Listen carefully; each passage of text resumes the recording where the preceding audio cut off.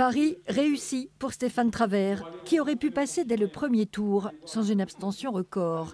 46,20% des voix, un score imparable pour ce tout premier apôtre d'Emmanuel Macron, converti quand personne n'y croyait. C'est vrai que nous avons subi des moqueries, des railleries, des menaces, parce que nous proposions une nouvelle façon de faire de la politique qui sortait des sentiers battus, clairement. En face, Jean-Manuel Cousin, le fils d'Alain Cousin, candidat Les Républicains, sait bien qu'avec 18,9% et aucune réserve de voix, l'affaire est pliée. Mais il tient le cap jusqu'à dimanche soir.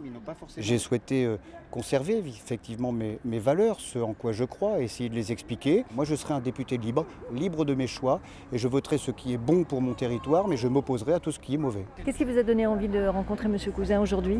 Parce que je voulais savoir ce qu'il proposait pour nous les jeunes, ce qu'il proposait aussi pour notre territoire, et je suis convaincue par ce qu'il nous a dit et je suis contente d'être venue.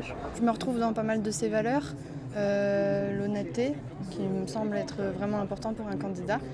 L'un est seul face à ses jeunes électeurs, l'autre est accompagné de ses soutiens, l'ancien sénateur Jean-François Legrand et la radicale Christiane Vulver, des élus de droite activement en marche.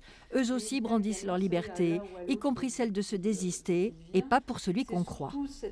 Tout le monde me demandait de me désister en faveur de Jean-Manuel Cousin, républicain, faisant partie de la même majorité. Mais moi, mes idées, qui sont d'une union de ce qu'il y a de meilleur chez les uns et les autres, m'a porté à suivre Stéphane Travert. Donc en cohérence, je n'allais pas me présenter contre quelqu'un avec qui je partage et avec qui j'ai un socle commun dans cet esprit de majorité d'idées. Donc je l'ai fait en toute cohérence.